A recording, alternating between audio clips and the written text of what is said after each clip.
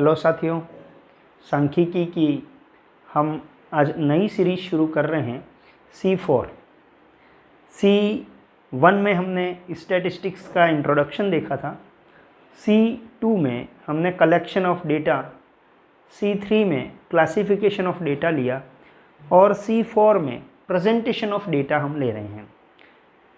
Data collect हो चुका है, डेटा क्लासीफाई हो चुका है, अब हमको उसको प्रेजेंट करना है, प्रेजेंटेशन करना है।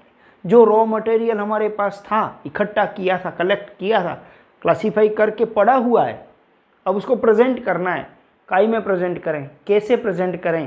तो समंकों को प्रस्तुत करने के 3 रूप हैं हमारे पास। 3 रूपों में हम समंकों को प्रस्तुत कर सकते हैं।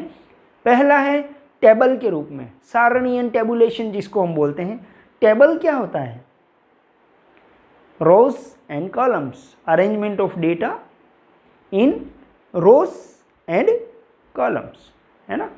अब हम दूसरा लेते हैं, टेबल्स के अलावा है डायग्राम्स, चित्र जैसे बार डायग्राम वगैरह हम डिटेल में पढ़ेंगे आगे। चित्र के रूप में हम डेटा प्रस्तुत कर सकते हैं। तीसरा है ग्राफिकल प्रेजेंटेशन, बिंदु रेखीय चित्र जो कि ग्राफ के द्वारा हम बनाएंगे। तो ये 3 प्रस्तुतिकरण हमको डिटेल में पढ़ना है। आंकड़ों को 3 रूपों में प्रस्तुत किया जा सकता है, टेबल के रूप में, डायग्राम्स के रूप में एंड ग्राफ्स के रूप में। सबसे पहले हम लेते हैं सारणीयन टेबुलेशन। सारणी क्या होती है? टेबल क्या होता है? रोज एंड कॉलम्स, उसको हम बोलते हैं टेबल। टेबुलेशन, सारणीयन मतलब हमारे पास जो समंक हैं उनको पंक्तियों में और स्तंभों में व्यवस्थित करना। Organisation of data in different rows and columns और presentation of data in different rows and columns, systematic presentation, ये कहलाता है टेबुलेशन, सारणीयन कहलाता है, पंक्ति और स्तंभों के रूप में व्यवस्थित करना। नेक्स्ट बात करेंगे सारणीयन का महत्व क्या है या गुण क्या हैं, क्या अच्छी बातें हैं, सारणीयन क्यों करना चाहिए, आंकड़ों को टेबल के रूप में क्यों व्यक्त करना चाहिए। देखिए, यदि टेबल के रूप में नहीं है तो फिर सारी सूचनाएं थ्योरेटिकल रूप में हैं, तथ्य हैं। मेरे गणित में इतने मार्क्स आए, हिंदी में मेरे इतने मार्क्स आए, मेरे मित्र अनिल के इतने मार्क्स आए हिंदी में, मेरे मित्र इसके भूगोल में इतने मार्क्स आए, ये सारे तथ्य हैं, थ्योरेटिकल प्रेजेंटेशन है। इसको अगर हम टेबल के रूप में व्यवस्थित कर दें, एक टेबल में सारे आंकड़े आ जाएं या पंक्तियों के शीर्षक या स्तंभों के शीर्षक, अगर टेबल के रूप में डेटा प्रेजेंट हो जाएंगे तो यह आंकड़ों का सरलीकरण, इससे हम आराम से एनालिसिस कर सकते हैं, आराम से मीन, मॉड, मीडियन वगैरह जो भी निकालना है, कोरिलेशन वगैरह, सारा हम टेबुलेशन के बाद आसानी से निकाल सकते हैं। आकर्षक दिखने में भी, अभी थ्योरेटिकल या बहुत बड़ा ऐसे लिख दूं, निबंध लिख दूं तो बोरियत महसूस होती है, लेकिन उसका ब्रीफिंग कर दें, उसको एक टेबल में प्रेजेंट कर दें तो अच्छा भी दिखेगा। फिर है समय की बचत। अब इतना ऐसे निबंध पढ़े कौन, तथ्यों को भाषा के रूप में कौन पढ़े, लेकिन देखने के बाद इजी वे में हम इसको सीख सकते हैं, समझ सकते हैं। तो यहाँ समय की बचत होगी। तुलना में सहायक, जैसे ये कॉलम है, ये कॉलम है, इन दोनों के आंकड़े क्या हैं, इस कॉलम के आंकड़े क्या है, इनको कॉलम के डिफरेंट जो डेटाज हैं उनका तुलना किया जा सकता है, या रोज की जो डेटा हैं उनको हम तुलना कर सकते हैं, तो तुलना आसान हो जाती है। फिर है चित्र या ग्राफ बनाने में सरलता। टेबल बनने के बाद डायग्राम्स बनाओ या ग्राफ बनाओ, बहुत इजी है, लेकिन टेबल एसेंशियल है। तो ग्राफ या चित्र यदि हमें बनाना हो तो ये सारणीयन हो जाए, हमारे लिए सरलता हो जाएगी। फिर है आवश्यक लक्षण, उत्तम सारणी के, good table, features of a good table, characteristics of a good table. किसी सारणी को श्रेष्ठ सारणी, अच्छी सारणी, उत्तम सारणी कब कहेंगे, क्या आवश्यक बातें होनी चाहिए?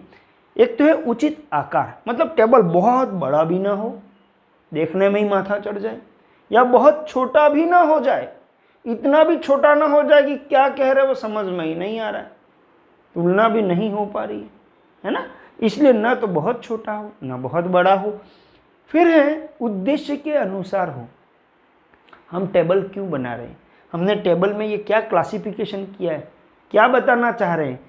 क्या हम यहाँ बॉयज़ और गर्ल्स के आंकड़े लिखें तो हम लिंगात्मक तुलना करना चाह रहे हैं, मतलब हमारा उद्देश्य क्लियर होना चाहिए। अगर पॉपुलेशन का एज के अकॉर्डिंग हमने क्लासिफिकेशन करा और यहाँ प्रेजेंट किया है तो हम क्या बताना चाह रहे हैं कि डिफरेंट एज ग्रुप में पॉपुलेशन का कंपैरिजन किया जा सकता है या उनकी होल्डिंग कितनी है टोटल पॉपुलेशन में जी। हमारा उद्देश्य क्या है उसके अनुसार सारणीय होना चाहिए। फिर है स्पष्टता हो, देखते ही मालूम पड़ जाए। एक आम आदमी भी यदि टेबल को पढ़े तो टेबल को पढ़ते ही उसको मालूम पड़ना चाहिए कि ये टेबल क्या बता रहा है।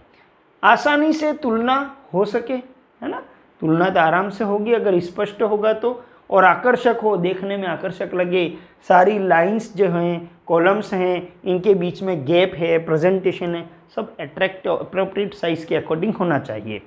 नेक्स्ट हम बात करेंगे सारणी का प्रारूप, फॉर्मेट ऑफ अ टेबल।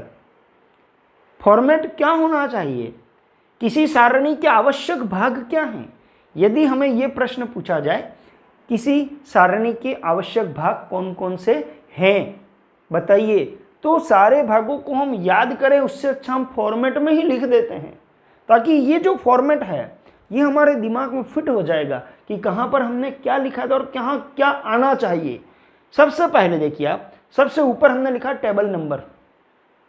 कोई भी टेबल गुड टेबल होगा तो इसके ये सारे फीचर्स इसमें होने चाहिए, एसेंशियल ऑल पार्ट्स होने चाहिए। पहला है टेबल नंबर, टेबल के ऊपर उसका नंबर हो। टाइटल, शीर्षक, यहाँ इन चीज़ों को यहाँ भी लिखा है हमने, सारणी के मुख्य भाग कौन कौन से आवश्यक भाग। पहला है सारणी संख्या, टेबल नंबर। दूसरा सारणी का शीर्षक, ये टाइटल।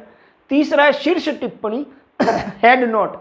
हेड नोट देखिए आप, टेबल के इस कॉर्नर पर, राइट कॉर्नर पर, टॉप पर हेड नोट रहता है। क्या होता है ये, तो टेबल में जो डेटा है ना, उनका मात्रक क्या है ना, उनका पैमाना क्या है। जैसे यहाँ पर अगर रुपये लिखे हुए हैं तो यहाँ लिखेंगे लाख रुपये या करोड़ रुपये, या जनसंख्या है तो लाख में है, करोड़ में है, या कोई डिस्टेंस वगैरह मीटर में है, किलोमीटर में है ना। तो यहाँ इसकी जो इकाई है unit, unit of all datas, वो यूनिट यहाँ आएगी, इसको हम कहेंगे हेड नोट। नेक्स्ट आप देखिए 4 नंबर पे हमने लिखा पंक्ति का शीर्षक। ये जो डिफरेंट रोज हैं इनके भी यहाँ शीर्षक लिखे जाएंगे कि इस पंक्ति के आंकड़े क्या बता रहे हैं। तो पंक्तियों का जो शीर्षक है इसको हम बोलते हैं स्टब्स। यहाँ लिखा है मैंने पंक्ति शीर्षक, स्टब्स, स्टब 1, 2, 3, ये तीनों पंक्तियों के शीर्षक हो गए। फिर है कॉलम्स के शीर्षक।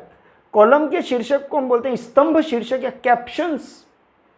Captions, captions 1, caption 2, caption 3, caption 4, चारों कॉलम के अलग अलग 4 शीर्षक हो गए। तो 5वां हमारा स्तंभ का शीर्षक कैप्शंस। छठा भाग है सारणी का मुख्य भाग, main body of the table. Body of the table मतलब ये बीच के जो डेटा हमने लिखे हैं, जो डेटा हमने बीच में ये जो लिखे हैं ये कहलाएगा बॉडी ऑफ द टेबल, सारणी का मुख्य भाग। नेक्स्ट है फुटनोट, टिप्पणी। टिप्पणी क्या होगी, जैसे आपने देखा होगा कई बार टेबल में इस तरह से स्टार लगा दिया जाता है या इस तरह से हैश बना दिया जाता है ना, और इसको नीचे यहाँ एक्सप्लेन करते हैं। यहाँ पर तो कुछ डिटेल, यदि इस डेटा के बारे में हम कुछ डिटेल देना चाहें तो यहाँ पर तो जगह है नहीं ज़्यादा डिटेल लिखने की, यहाँ जगह है नहीं, तो ये सिंबल हम यहाँ नीचे टेबल के नीचे सिंबल को एक्सप्लेन करेंगे कि स्टार जो है वो ये शो कर रहा है, हैश जो है वो ये शो कर रहा है। टिप्पणी का मतलब, फुटनोट का मतलब ये होता है कि जब हम कोई स्पेशल इंफॉर्मेशन इन डेटास के बारे में देना चाहते हैं तो वहाँ कोई इंडिकेटर लगा देते हैं और इसको नीचे एक्सप्लेन करते हैं। नेक्स्ट हम बात करेंगे सोर्सेज ऑफ डेटा, समंकों के स्रोत। ये जो सारणी में आंकड़े लिखे हैं ये आंकड़े कहाँ से आए, कहाँ से हमने लिए, क्या हमारा सोर्स रहा, वो सोर्स हम यहाँ लिख देंगे। तो ये सारणी के आवश्यक तत्व हो गए। कौन कौन से भाग होते हैं तो ये प्रमुख भाग हो गए। फॉर्मेट क्या है, ये फॉर्मेट हो गए। अब हम लेते हैं सारणी के प्रकार, टाइप्स ऑफ टेबल या काइंड्स ऑफ टेबल। इसमें हम बनावट के आधार पर ही मेनली क्लासिफिकेशन करते हैं, सारणी की बनावट के आधार पर, यही मेन है। एक तो है, सबसे पहले हम देखें सरल सारणी, सिंपल टेबल।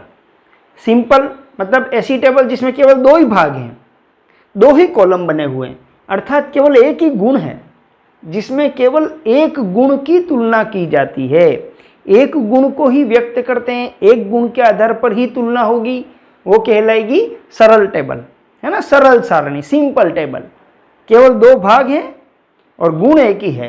देखिए जैसे ये राज्य, अलग अलग राज्य और यहाँ जनसंख्या, तो हम जनसंख्या की राज्यवार तुलना कर रहे हैं, एक ही गुण इसमें दे रखा है, ठीक है ना, इसके कोई उपविभाग नहीं होते हैं, ठीक है।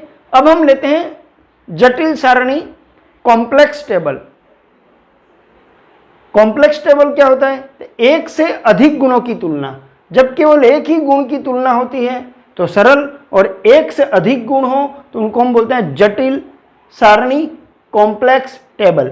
अब जटिल सारणी तीन प्रकार की होती है, दो गुण, तीन गुण और बहुगुण। केवल दो गुण अगर हम लें, द्विगुण सारणी, डबल टेबल या टू फोल्ड या टू वे टेबल, इसमें केवल दो गुणों की तुलना होती है। जैसे अभी हमने केवल जनसंख्या एक गुण लिया था, अब हम राज्य के साथ जनसंख्या के भी दो भाग कर रहे हैं, पुरुष और स्त्री। यहां हमने लिखा जैसे जनसंख्या एक गुण हो गया, दूसरा गुण हो गया लिंग, पुरुष और स्त्री। इसके आधार पर हर राज्य की पुरुष और स्त्री जनसंख्या की भी तुलना हो जाती है। ये फॉर्मेट रहेगा। दूसरा है इसमें जटिल में त्रिगुण सारणी, थ्री फोल्ड या ट्रिपल टेबल। इसमें तीन गुणों की तुलना होती है, तीन गुणों को व्यक्त किया जाता है।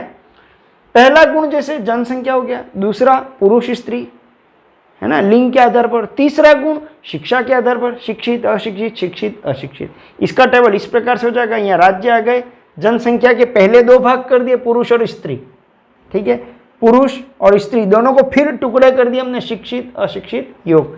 तो इसमें ये तीन गुण हमने डाले हैं, तो ये हो गया त्रिगुणी टेबल। अब है मैनीफोल्ड, बहुगुणी सारणी। बहुगुणी मतलब तीन से अधिक विशेषताओं के आधार पर, जब तीन से अधिक विशेषताएं एक ही सारणी में व्यक्त की जाती हैं तो उसे हम बहुगुणी सारणी कहते हैं।